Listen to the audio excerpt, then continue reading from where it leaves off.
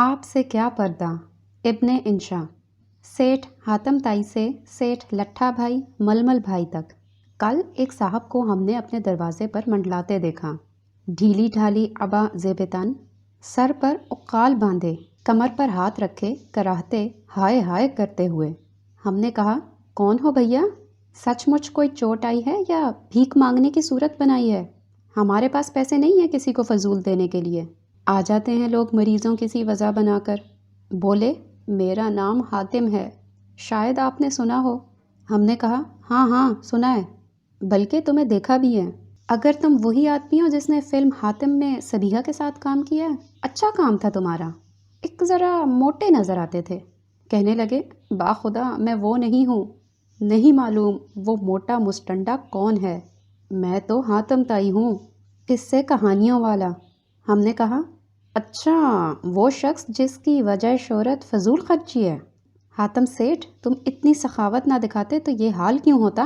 آج تمہاری ایک حاتم کاٹن مل ہوتی، ایک حاتم سلک مل ہوتی، حاتم جھوٹ مل ہوتی، حاتم فرٹیلائزر فیکٹری ہوتی، اور خیر اب کیا ہوا ہے تمہیں؟ منہ سے پھوٹو تو۔ بولے، کچھ لوگ رات بھر میری قبر پر لاتیں مارتے رہے، قبر کے ساتھ ہڈیاں بھی چکنا چور ہو گئی ہیں، ہائے مر گیا۔ کون ظالم تھے وہ؟ ہم نے کہا، ذرا نام پتہ بتاؤ، ہم تھانے میں ان کی رپورٹ کریں گے۔ بولے، آپ کے ملک کے کپڑا ملوں والے سیٹھ تھے، میری قبر پر لاتیں مارتے جا رہے تھے اور اعلان کر رہے تھے، ہو گیا خلق خدا کا بھلا ہو گیا، 2.5 روپے کے کپڑے تک 2.5% کمی، اٹھو وگرنہ حشر نہ ہوگا کبھی، دوڑو زمانہ چال قیامت کی چل گیا۔ ہم نے کہا، یہ 2.5 روپے کا 2.5% کیا ہوا؟ بولے، یہ تو مجھے بھی معلوم نہیں، لیکن بہت ہوگا۔ ہم نے کہا، ہاں ہمارا بھی یہی خیال ہے۔ اچھا کسی سے پوچھیں گے؟ کسی سے کیا، خود سیٹھ صاحبہ سے بات کریں گے۔ اتنے میں تو یہ چونی لے، کسی سے ہلدی چونا لے کر اپنی ہڈیوں پر لگا اور باقی پیسوں کی روٹی کھا، دیکھنا بھوکا مت رہنا۔ حاتم نے دعا دی، سخی داتا کی خیر، اللہ زیادہ دے۔ اس کے بعد لنگڑاتا ہائے ہائے کرتا ہوا ایک طرف کو چلا گیا۔ سیٹھ لٹھا بھائی ململ بھائی دفتر میں تشریف رکھتے ہیں؟ ہم نے ان کے منین سے پوچھا، کیا مانگتا ہے؟ منین صاحب نے روکھے پن سے کہا، نوکری مانگتا ہے تو سیٹھ صاحب کے پاس نوکری نہیں، ہم نے پھٹا لکھ کر بھی لگا دیا ہے۔ یتیم خانے کے لیے چندہ مانگتا ہے تو بھی معاف کر، سیٹھ صاحب آج کل خود یتیم ہو رہے ہیں۔ ہم نے کہا، ہم یہ کچھ نہیں مانگتا بابا، انٹرویو مانگتا ہے اخبار کے لیے۔ بولا، ہمارے سیٹھ کا فوٹو بھی چھاپے گا؟ ہم نے کہا، ضرور چھاپے گا، اس کا بھی چھاپے گا اور تم کہو تو تمہارا بھی چھاپے گا۔ بولا، ٹھیک ہے ابھی ملائے دیتا ہوں۔ سیٹھ صاحب ہمارے ملک کی مایہ ناز ہستی ہیں، ان کا نام اندرون ملک اور بیرون ملک مشہور ہے، انٹرپول والے تک ان کو جانتے ہیں۔ ان کے کئی مل ہیں، بینک ہے، بیمہ کمپنی ہے، کپڑا بھی بیچتے ہیں، لوہا بھی بیچتے ہیں، گھی بھی بیچتے ہیں، تیل بھی بیچتے ہیں، کھاد بھی بیچتے ہیں، ایمان بھی بیچتے ہیں۔ غرض یہ کہ کوئی چیز ایسی نہیں جو نہ بیچتے ہوں۔ کوئلے کی دلالی، اس پر مستزاد خوش اخلاق بھی بہت ہیں۔ اٹھ کر مصافحہ کیا، بتیسی بھی نکالی، لیکن یہ دیکھ کر کہ ہمارے ساتھ فوٹوگرافر نہیں، جلدی سے سمیٹ لی۔ ہم نے کہا، سیٹھ جی ہم ایک بات پوچھنے آئے تھے، یہ رہا ہمارا کارڈ۔ بولے، ہاں ہاں پوچھو بھائی، آپ بہت اچھا لکھتے ہیں، کمال کرتے ہیں۔ کارڈ پر نام پڑھنے کی کوشش کرتے ہوئے، کیا نام ہے آپ کا؟ ابن عیسیٰ۔ عیسیٰ صاحب میں تو ہر روز پڑھوا کر سنتا ہوں۔ ہم نے کہا، شکریہ، بتائیے کیا یہ سچ ہے کہ آپ نے 2.5 روپے تک کے کپڑے پر 2.5% دام کم کر دیے ہیں؟ فرمایا، ہاں ہاں، سارے اخباروں میں مسرت سے اس کا اعلان بھی کر دیا ہے، یوں سمجھو ہم نے یہ قربانی کی ہے غریب آدمیوں کے لیے۔ ہم نے کہا، 2.5 روپے پر 2.5% کیا بنا؟ بولے، خود حساب کر لو، 1 روپے پر 2.5 پیسے، 2.5 روپے پر 1 آنا، یعنی جو کپڑا پہلے 2.5 روپے کا تھا اب 2 روپے 7 آنے کا ہوگا۔ جتنا نیچا ہے لے لو بابا، ہماری ٹیپ ٹاپ پر مت جاؤ، ہمارا دل غریب ہے، غریبوں کے ساتھ ہے۔ پچھلے الیکشن میں بھی ہم نے یہی بات کہی تھی، بلکہ کئی کئی ہزار روپے غریب ووٹروں میں بانٹ دیے تھے۔ ہم نے کہا اس میں کیا شک ہے، لیکن سیٹھ صاحب ہم نے تو بازار میں کوئی کپڑا 2.5 روپے سے کم دام کا دیکھا ہی نہیں۔ آپ کون سا کپڑا 2.5 روپے سے کم کا بناتے ہیں؟ انہوں نے پکار کر کہا، منین جی، عیسیٰ صاحب کو بتاؤ ہم کون سا کپڑا 2.5 روپے سے کم دام کا بناتے ہیں۔ منین صاحب نے کہا، سیٹھ صاحب آج کل تو کوئی کپڑا ایسا نہیں، ایک کھدر ہوا کرتا تھا 2.25 روپے گز کا، وہ بھی کوئی 6 مہینے ہوئے 3.25 روپے گز کا کر دیا گیا۔ بولے 3.25 روپے؟ تو اس پر تو ہم کچھ گھٹا نہیں سکتے، مجبوری ہے۔ منین جی، اس سے کم کا کچھ نہ کچھ تو بنتا ہوگا۔ ہماری ڈھاکے والی فیکٹری میں کیا بنتا ہے؟ وہ تو ٹاٹ ہے حضور، منین صاحب نے کہا۔ وہ بھی تو کپڑا ہی ہوا، سیٹھ صاحب بولے۔ گرمیوں کے لیے بڑے کام کی چیز ہے۔ ہم نے کہا، جی ہاں، ہم اس سے بوریاں بناتے ہیں، ہو خبر گر ان کے آنے کی تو اسی کو بچھاتے ہیں۔ ان سے کیا مطلب ہے آپ کا؟ ماشاء اللہ والے تو نہیں؟ سیٹھ جی نے سہم کر کہا۔ منین جی، وہ اپنا زر مبادلہ تو چھپا دیا؟ جی ہاں، چنتا نہ کیجیے، منین جی نے کہا، آپ کی جانماز کے نیچے چھپا دیا ہے۔ آپ بھی لاتوں کے بھوت ہیں سیٹھ، ہم نے آہستہ سے کہا۔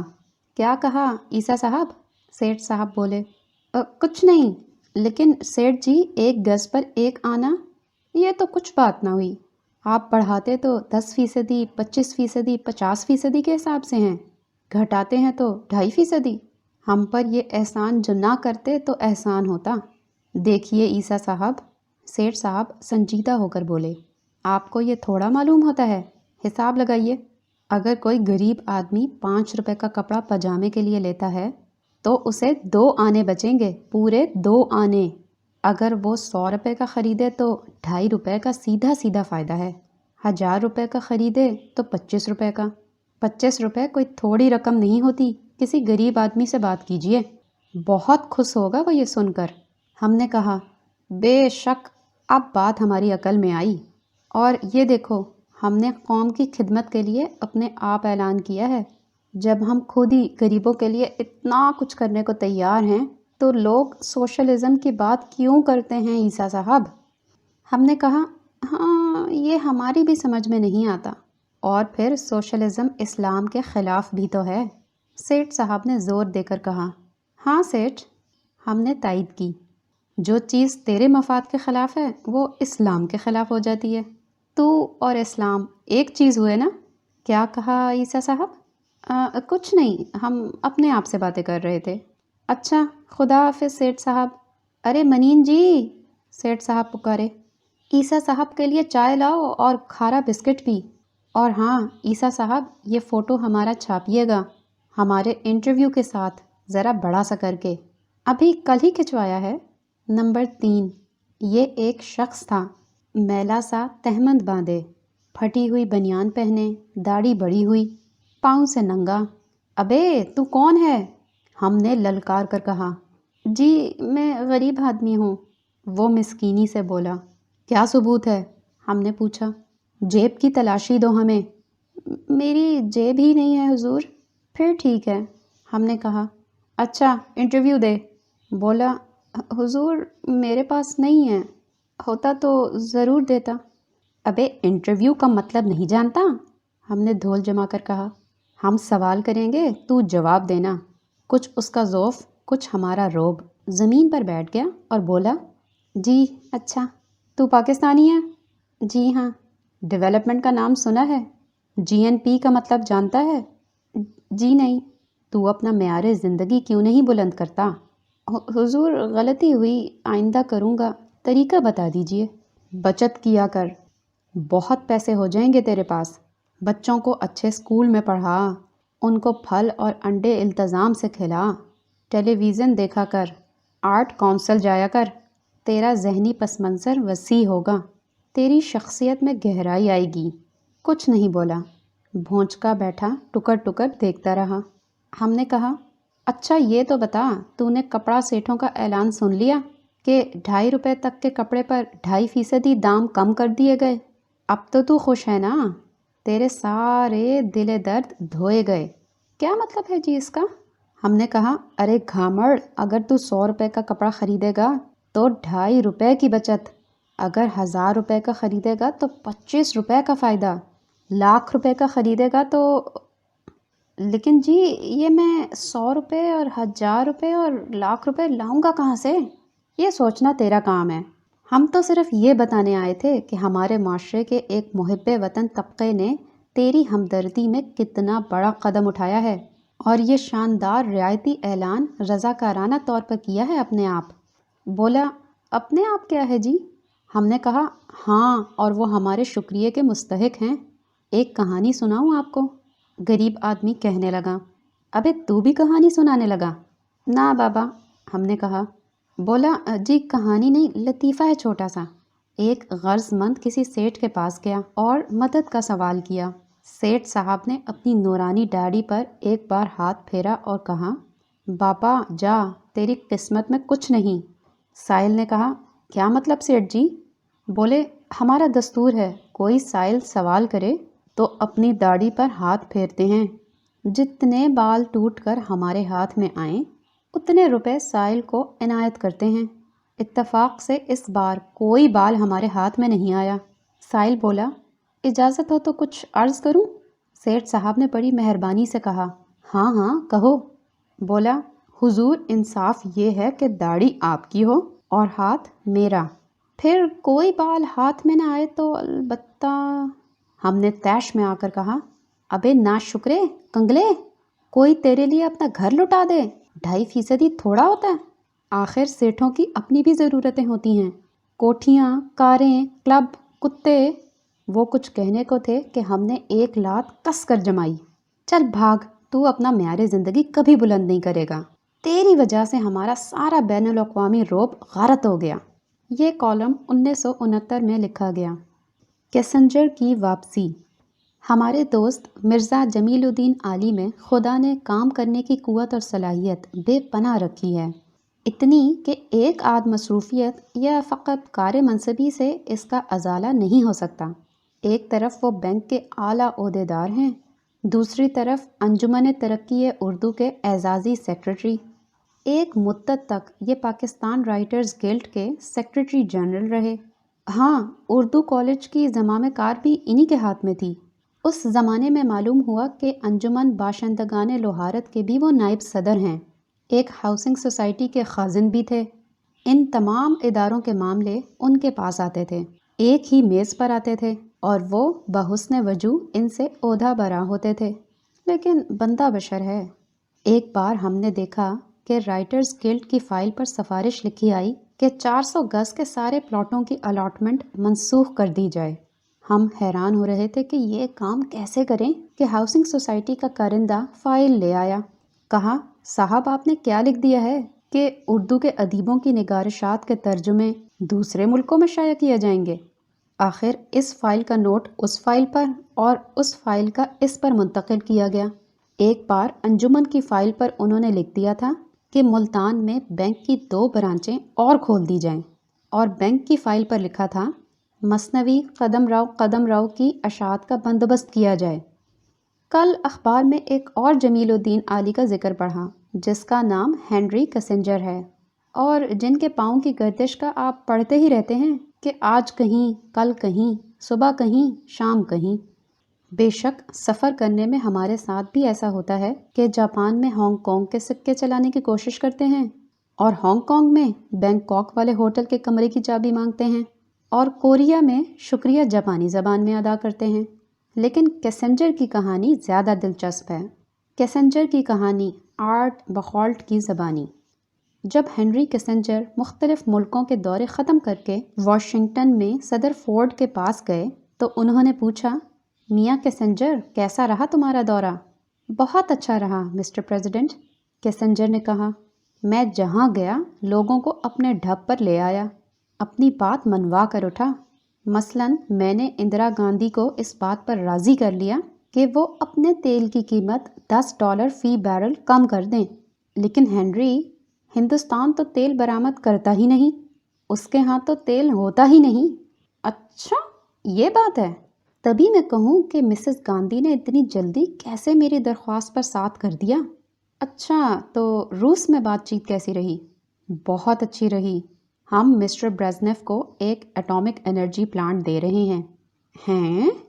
روس کو ایک انرجی پلانٹ؟ آپ کو تو ان سے یہ کہنا تھا کہ اپنے جوہری ہتھیاروں میں کمی کریں۔ لیکن یہ بات تو میں نے بنگلہ دیش سے منوا لی ہے مسٹر پریزیڈنٹ کہ جوہری ہتھیار بنانا کم کر دیں۔ انہوں نے وعدہ بھی کر لیا ہے کہ وہ امریکہ کی خواہش کے احترام میں اس سال ایٹم بموں کی تیاری روک دیں گے۔ بنگلہ دیش ہتھیار بنائے نہ بنائے ہمیں اس سے کوئی واسطہ نہیں۔ اور بات بتاؤ ہنری۔ مسٹر پریزیڈنٹ کیا عرض کروں، صبح کہیں ہوتا تھا شام کہیں، ایک ٹانگ یہاں دوسری ٹانگ وہاں، اس سے گڑبڑ ہو گئی۔ وہ ایٹامک انرجی پلانٹ مجھے کس کو دینا تھا بھلا؟ مصر کے صدر سادات کو۔ بے شک اب یاد آیا، میں نے اس کی بجائے سادات سے یہ دریافت کیا کہ کیا ہم اسرائیل کو فوجی رسد بھیجنے کے لیے آپ کے ہوائی اڈے استعمال کر سکتے ہیں؟ یہ بات تو ہنری تمہیں پرتگال سے کہنی تھی۔ بے شک، میں بھی کتنا بدھو ہوں، تم نے پرتگال سے کیا کہا؟ پرتگال سے میں نے یہ فرمائش کی کہ وہ صحرائے سینائی کو خالی کر دے اور دریائے اردن کے مغربی کنارے سے بھی فوجیں واپس بلا لے۔ پرتگال نے کیا جواب دیا ہنری؟ انہوں نے کہا بصر و چشم۔ ہنری، میں تمہیں کیسے یاد دلاؤں کہ پرتگال نے سینائی پر قبضہ نہیں کر رکھا، وہ تو موزمبیق پر قابض ہے۔ عجیب بات ہے، میں نے موزمبیق کو خالی کرنے کی فرمائش اسرائیل سے کر ڈالی۔ اس کا رد عمل اس پر کیا تھا؟ انہوں نے بھی یہی کہا ہاں ہاں ضرور ضرور۔ ہنری، معلوم ہوتا ہے تم تھک گئے ہو، تمہارے اعصاب جواب دے گئے ہیں۔ جی ہاں، تھک تو واقعی گیا ہوں، لیکن دورہ کامیاب تھا۔ ہم نے شاہ ایران کو 20 کروڑ بشل گیہوں دینے کی پیشکش کر دی ہے۔ ایران کو 20 کروڑ بشل گیہوں؟ جی ہاں، ہمارے امدادی پروگرام کے تحت۔ لیکن ہنری، یہ سوچو کہ ایران کی کمائی تیل سے اتنی ہے کہ اس کے پاس ہم سے زیادہ ڈالر ہیں۔ میں سمجھا ڈالروں کی یہ بہتات اٹلی کے ہاں ہے۔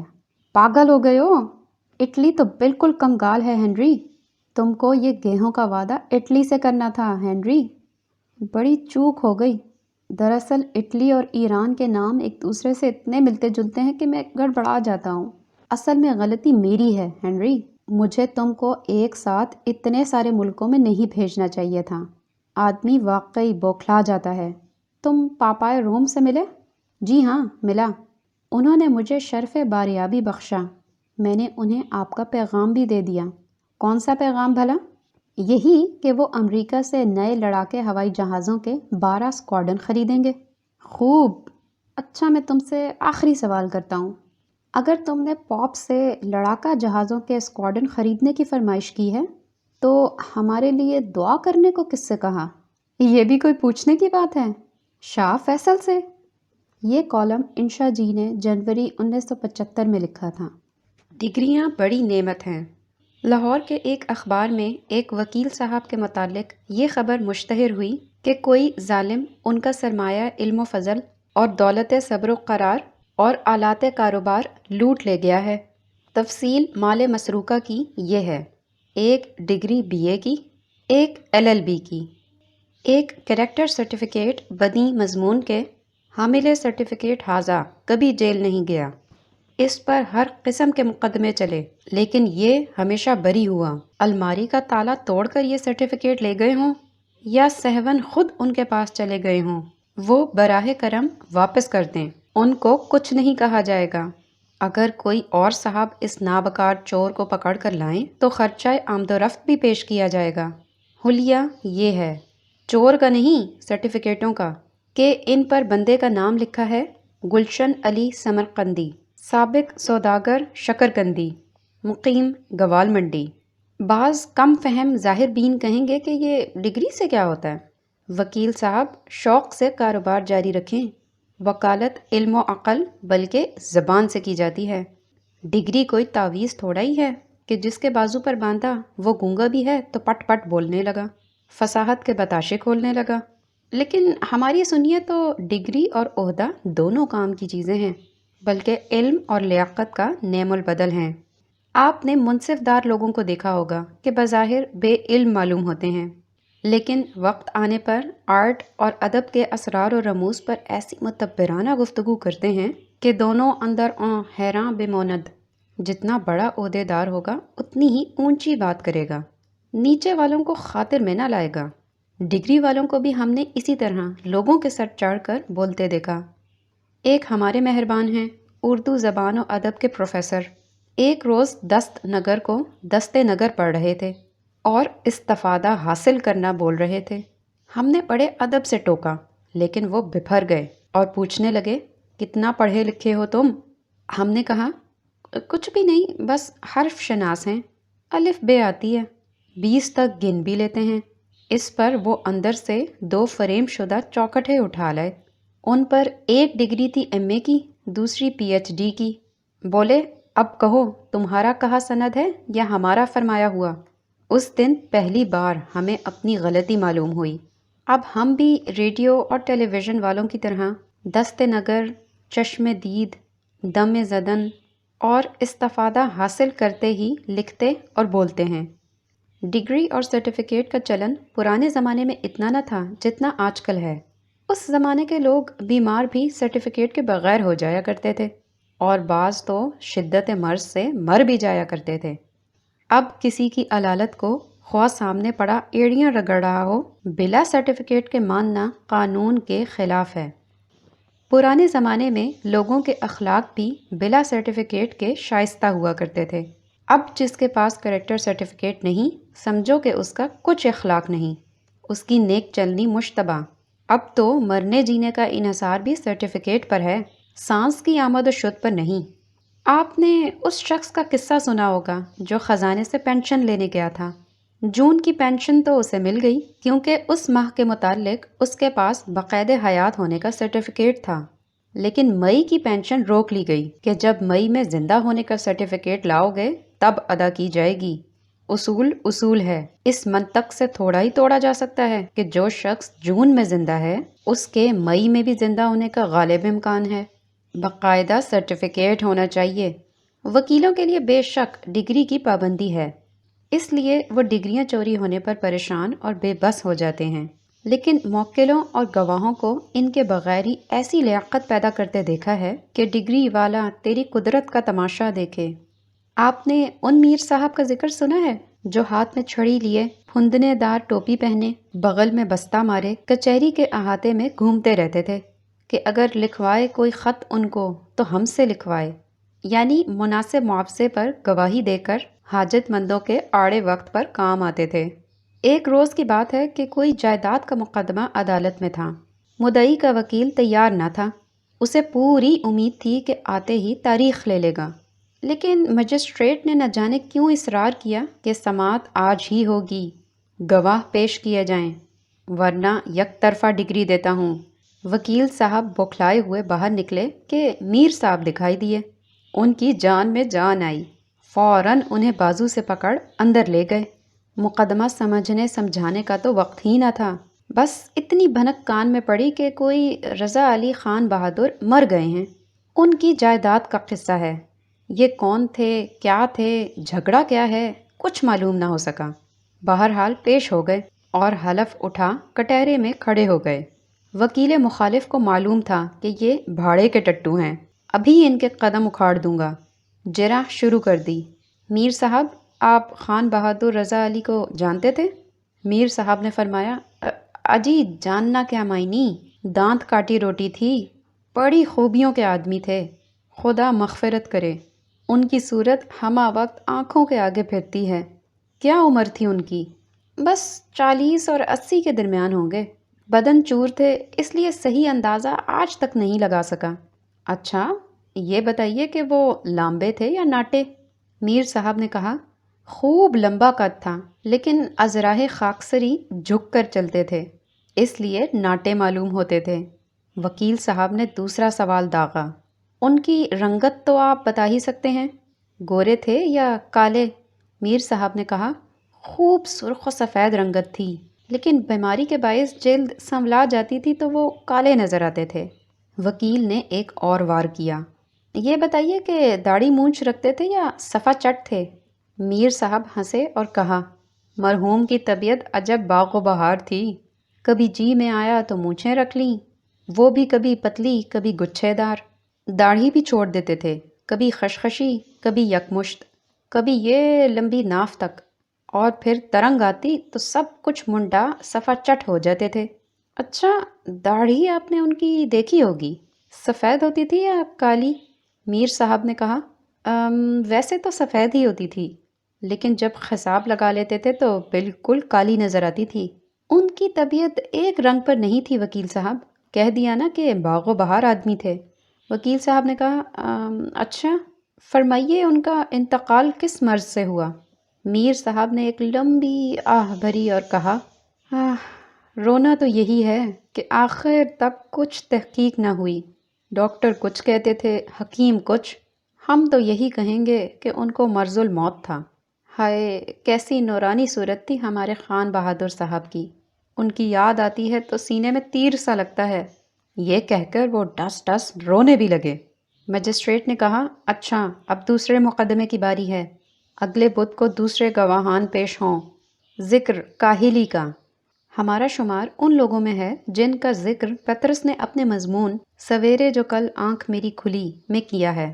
اگر یہ مضمون ہمارے ہوش سنبھالنے سے پہلے کا نہ ہوتا، اگر پطرس مرحوم کے نیاز بھی حاصل رہے ہوتے، تو یہی سمجھتے کہ یہ مضمون انہوں نے ہمارے بارے میں لکھا ہے۔ اٹھنا نمبر 1 اور اٹھنا نمبر 2 ہمیشہ سے ہماری زندگی کا معمول رہے ہیں۔ یہ نہ سمجھا جائے کہ ہم نے پطرس کے ہیرو کی طرح سورج کو کبھی طلوع ہوتے دیکھا ہی نہیں۔ کئی بار دیکھا ہے فلموں میں، بڑا اچھا لگتا ہے۔ جوش اور جگر دونوں بڑے شاعر ہیں، لیکن ہمارا ذاتی رجحان ہمیشہ جگر کی طرف رہا ہے۔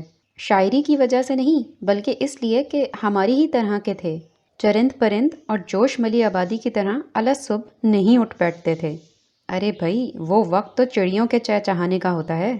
جو لوگ نور کے تڑکے چھڑی لیے باغ میں جا پہنچتے ہیں، وہ ان بے زبانوں کے معمولات میں مخل ہوتے ہیں۔ جگر صاحب سے بھی ہم کبھی نہیں ملے، لیکن ایک بار ان کے قلم سے یا کسی اور کے قلم سے ہم نے پڑھا ہے کہ بھوپال میں ان لوگوں نے، یعنی جگر صاحب اور ان کے دوستوں نے، ایک انجمن کوہلا قائم کی تھی۔ کوہلا کاہل کی جمع ہے، جو جتنا بڑا ضدی اور خدائی خوار ہوتا تھا، اتنا ہی اس انجمن میں یا کلب میں ذی مرتبت سمجھا جاتا تھا۔ انجمن کے دفتر میں ایک قالین بچھا تھا۔ یہ لوگ وہاں پہنچ کر کھڑے کھڑے گر پڑتے تھے، کیونکہ کھڑے سے بیٹھنا اور بیٹھنے کے بعد لیٹنا ایک محنت طلب امر ہے، ناحق تکلف ہے اور آداب کاہلی کے خلاف ہے۔ دن بھر یہ لوگ وہاں اپنی کاہلی کے نشے میں غین پڑے رہتے تھے۔ کبھی کبھار کوئی شخص آ کر ان کے منہ میں پانی ڈال جاتا تھا۔ سچ یہ ہے کہ کاہلی میں جو مزہ ہے وہ کاہل ہی جانتے ہیں۔ بھاگ دوڑ کرنے والے اور صبح صبح اٹھنے والے اور ورزش پسند اس مزے کو کیا جانے۔ ہائے کمبخت، تو نے پی ہی نہیں۔ دیکھیں ہمارے قبیلے میں کیسا کیسا آدمی ہے۔ غالب بھی بیٹھے رہے تصور جانا کیے ہوئے کہ قائل تھے۔ میر صاحب یعنی میر تقی میر بھی اپنے حجرے میں قطب بنے بیٹھے رہتے تھے، کبھی اپنے حجرے کی کھڑکی بھی نہ کھولی، کیونکہ کھولنا بھی ایک طرح کا کام ہے، بلکہ یہاں تک سنا ہے ادھر کبھی نظر اٹھا کر بھی نہ دیکھا تھا۔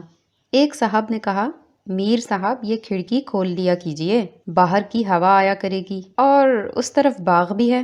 حیران ہو کر بولے، اچھا میرے کمرے میں کوئی کھڑکی بھی ہے؟ میر اور غالب تو خیر پرانے زمانے کے آدمی تھے۔ ہمارے حکیم الامت شاعر مشرق علامہ اقبال کے متعلق بھی ہم نے کبھی نہیں پڑھا کہ چاق و چوبند آدمی تھے۔ یہی معلوم ہوا کہ وہ تہمت باندھے چارپائی پر لیٹے راضی کے نقطہ ہائے دقیق پر غور کرتے رہتے تھے اور حقہ پیتے رہتے تھے۔ اس صبح خیز طبقے نے کوئی اتنا بڑا شاعر پیدا کیا ہو تو ہمیں اس کا نام بتائیے، تعارف کرائیے۔ ہمیں یاد پڑتا ہے کہ مرزا محمد رفیع سودا نے دلی کے چوروں پر جو مثنوی لکھی ہے، اس میں صبح اٹھنے والوں کو کچھ اچھے لفظوں میں یاد نہیں کیا۔ ملا مسجد کا صبح خیزیہ ہے، ایسا ہی کوئی مصرع ارشاد کیا ہے، جس کا مطلب یہ ہے کہ یہ بھی ان کا یعنی ایسی مثنوی کے ممدوحوں کا ساتھی ہے۔ یہ جان کر خوشی ہوئی کہ اہل مغرب میں سارے لوگ موجد اور سائنسدان ہی نہیں، بلکہ بہت سے ہمارے قبیلے کے ہیں، بلکہ ایسے کہ ہمارے قبیلے کے لیے باعث نازش۔ ایک اخبار میں پڑھا کہ وہاں کاہلوں کے باقاعدہ کلب ہیں، جن میں کاہل لوگ بوجہ کاہلی کبھی نہیں جاتے۔ جو شخص چلا جائے اسے مستعد جان کر اس کا نام کاٹ دیا جاتا ہے۔ ہم نے جوش ملی آبادی صاحب کا وہ نظام اوقات پڑھا کہ فلاں وقت سے فلاں وقت تک یہ باغ میں ملے گا، اور فلاں وقت اسے مے خانے میں تلاش کیجیے، اور فلاں وقت نہ جانے کہاں۔ اس کلب والوں نے، جن کا نام بورن ٹائرڈ ایسوسی ایشن یعنی پیدائشی تھکے ماندوں کی انجمن ہے، مثالی زندگی کا نظام اوقات یہ مقرر کیا ہے کہ 24 میں سے 10 گھنٹے تو سونا ہی چاہیے، باقی رہے 14 گھنٹے تو ان میں سے 8 گھنٹے آرام کے لیے وقف رہنے چاہیے، یعنی آدمی لیٹا اکڑتا رہے، کچھ کام نہ کرے۔ باقی رہے 6 گھنٹے، اس میں سے 4 گھنٹے کھانے کے لیے وقف رہنے چاہیے۔ کھانا اور جگالی کرنا بھی تو ایک زندگی کی شرطوں میں سے ہے، نوالے زہر مار کرنا تو کھانے کی تعریف میں نہیں آتا۔ باقی رہے 2 گھنٹے، یہ انجمن تو ان میں بھی کسی قسم کے کام کا ٹنٹا پسند نہیں کرتی، لیکن خیر کوئی ان میں کام کرنا چاہے تو اعتراض بھی نہیں کرتی۔ ہمارے خیال میں تو اس میں سے بھی کچھ وقت نہانے، شیو کرنے اور حاجات ضروریہ اور غیر ضروریہ کی مد میں نکل جاتا ہے، بشرطے کہ مغرب کے کاہل لوگ ان تکلفات کو ضروری سمجھیں۔ یاد رہے کہ اس کلب کے 35,000 ممبر ہیں۔ سچ یہ ہے کہ ہمیں تو انجمن سازی بھی تکلف اور کاہلی کے اصولوں کے منافی معلوم ہوتی ہے، فارم بھرنا، فیس دینا، دستخط کرنا وغیرہ۔ ایک بار 3 کاہلوں میں مقابلہ ہوا تھا کہ ہر شخص اپنی اپنی کاہلی کا کوئی قصہ سنائے، جو سب سے زیادہ کاہل ہو وہ انعام پائے۔ ایک نے اپنا قصہ بیان کیا کہ بیر کو اٹھا کر منہ میں ڈالنے کے لیے بھی کسی راہگیر کی خدمات حاصل کیں، دوسرے نے اس سے زیادہ دور کی لی۔ تیسرے کے سامنے جب شمع پہنچی تو اس نے کہا، یاروں قصے تو کئی ایک ہیں لیکن کون سنائے؟ بس انعام کا حقدار یہی تیسرا ٹھہرا۔ ہمارے ہاں کلب کا مطلب صرف نائٹ کلب سمجھا جاتا ہے یا شراب نوشی اور رقص و تفریح کا اڈہ، یہ بات نہیں۔ مغرب کے ملکوں میں شام کو گھر میں گھسے بیٹھے رہنا اچھا نہیں سمجھا جاتا۔ ایران اور ترکی تک میں تو لوگ شام اترتے ہی سیر و تفریح کے لیے نکل پڑتے ہیں اور شام کا چوگا بھی باہر ہی کھاتے ہیں۔ جو کلبوں کے ممبر ہیں وہ وہاں جا کر کچھ کھیلتے ہیں، کچھ پڑھتے ہیں، کچھ گپ کرتے ہیں۔ مغرب میں پینا پلانا بھی آداب زندگی میں داخل ہے، لہٰذا پی بھی لیتے ہیں اور کبھی کبھار زیادہ بھی پی لیتے ہیں۔ بعض تو اپنے پاؤں چل کر گھر پہنچ جاتے ہیں، بعض کو ڈنڈا ڈولی کر کر لانا پڑتا ہے۔ آپ میں سے بہت سو نے رابرٹ لوئی اسٹیونسن کی کہانی خودکشی کا کلب پڑھی ہوگی۔ مولانا عبد المجید سالک نے اسی نام سے اس کا ترجمہ کیا تھا۔ اس کلب کا ممبر بننے والے اپنی جان سے بیزار بے شک ہوتے تھے، لیکن اپنی جان آپ لیتے ڈرتے تھے۔ خودکشی کے لیے ہمت چاہیے۔ اس کلب کا کام ان کی بے ضرر موت کا انتظام کرنا ہوتا تھا۔ اخبار میں آتا تھا کہ فلاں شخص کار کے نیچے آیا اور مر گیا، فلاں دریا میں ڈوبا پایا گیا، شاید مخموری میں پل سے گزر رہا تھا، پاؤں رپٹ گیا، کسی کے ساتھ کوئی اور حادثہ گزرا، لیکن اصل میں یہ سارے اس کلب کے کارنامے ہوتے تھے۔ خیر وہ تو ایک قصہ تھا۔ ہمیں معلوم نہیں کہ خودکشی کے کلب سچ مچ ہوتے ہیں یا نہیں ہوتے، لیکن اسی طرح کی ایک کہانی سر آرتھر کونن ڈوائل کی بھی ہے، جس میں شرلاک ہومز صاحب اپنا کارنامہ دکھاتے ہیں۔ اس کا نام ہے لال سر والوں کی انجمن۔ صرف سرخ بالوں والے اس کی خدمات سے متمتع ہو سکتے تھے۔ شرلاک ہومز کے تفتیش کرنے پر یہ سارا کارخانہ فراڈ ثابت ہوا، لیکن گنجوں کے کلب واقعی ہیں۔ داخلے جاری ہیں۔ پرسوں ایک صاحب تشریف لائے۔ پہلے بریلی کو بانس بھیجا کرتے تھے، یہ کاروبار کسی وجہ سے نہ چلا تو کوئلوں کی دلالی کرنے لگے۔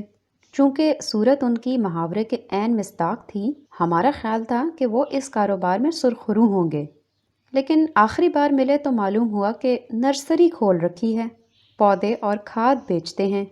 پھولوں کے علاوہ سبزیوں کے بیج بھی ان کے ہاں سے بارعایت مل سکتے ہیں۔ آتے ہی کہنے لگے، 10 روپے ہوں گے؟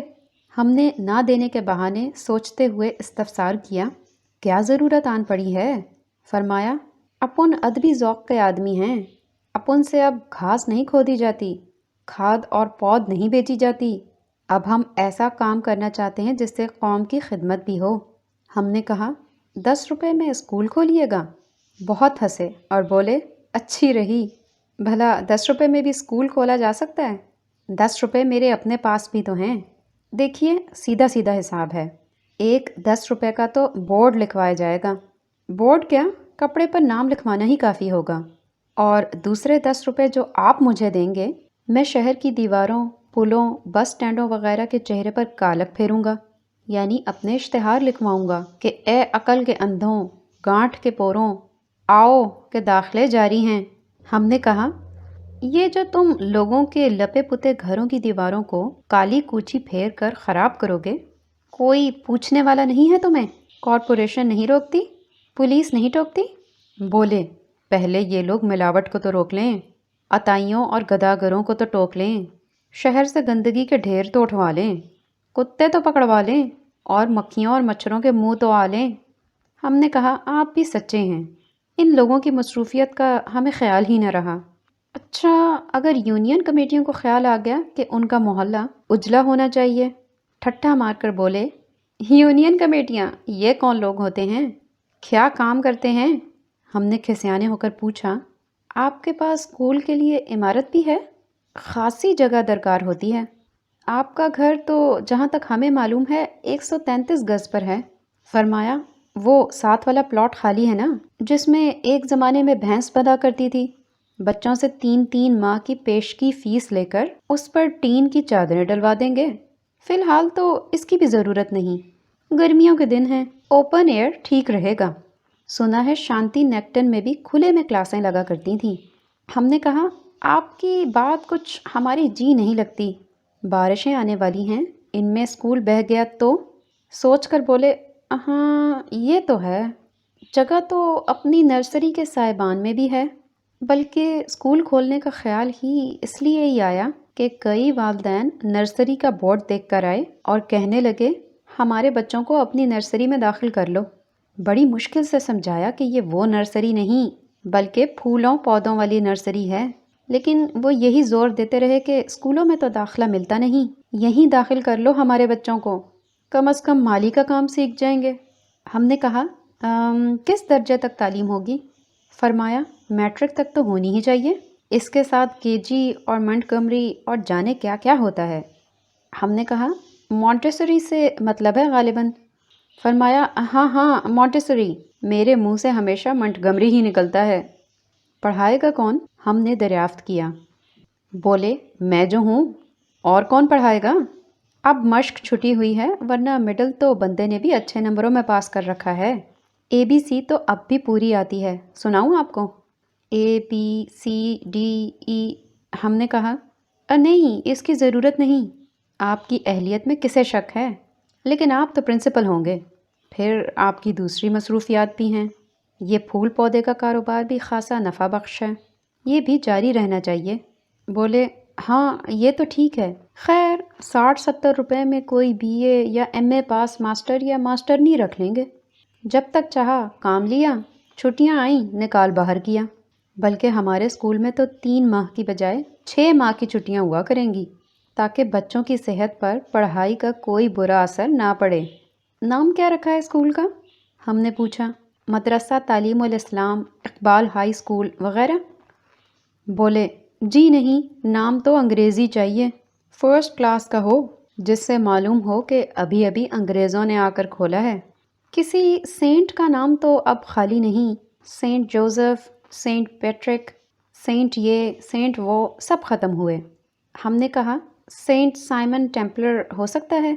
गौर करके कहने लगे, नहीं, हमारे स्कूल में जासूसी की तालीम नहीं दी जाएगी, फिर ऑक्सफोर्ड कैम्ब्रिज वगैरह के नाम रखिए। फरमाया, ये भी बहुत हो गए, बल्कि लिटरल फोकस और चिल्ड्रन होम और ग्रीनवुड वगैरह भी कई एक हैं। मेरा इरादा हमटी इंग्लिश स्कूल नाम रखने का था, लेकिन वो भी किसी ने रख लिया। आज सारे नाज़मा आबाद के पुलों पर यही लिखा देखा। इस पर हमारे जहन में एक नुक्ता आया। हमने कहा, हमटी डमटी 2 भाई थे, भाई नहीं थे, एक ही थैली के चट्टे बट्टे थे। आप नहले पर दहला मारिए, डम्पटी इंग्लिश स्कूल नाम रखिए, इसमें बचत भी है, नया इश्तिहार लिखवाने की ज़रूरत भी न पड़ेगी। वो कैसे? इज़राह इश्तियाक पूछने लगे। हमने कहा, पेंटर से कहिए कि रात को कूची लेकर निकले, हमटी की हे पर कूची फेरता जाए और उसे डाल बनाता जाए, सफ़ेदी बराए नाम खर्च होगी, 2-3 रुपए से ज़्यादा ना दीजिएगा पेंटर को। बोले, بات تو کبھی کبھی آپ بھی ایسی کر جاتے ہیں کہ دونوں اندر حیراں بے ماید۔ مفت اور مفید مشورے کا شکریہ، لیکن وہ 10 روپے تو دلوائیے اور ایک پان کھلوائیے ڈبل کتھے جونے کا۔ یوں اسکول کھل گیا اور یوں اسکول کھل رہے ہیں۔ جس کا لکڑیوں کا ٹال نہ چلا اس نے اسکول کھول لیا، اور جس کی نرسری کے پودے نہ بکے اس نے بھی اسکول کھول لیا۔ اسکول بڑھتے جاتے ہیں، تعلیم گھٹتی جاتی ہے۔ خیر اس میں نقصان بھی کچھ نہیں۔ آج تک کسی کا تعلیم سے کچھ بنا بھی ہے؟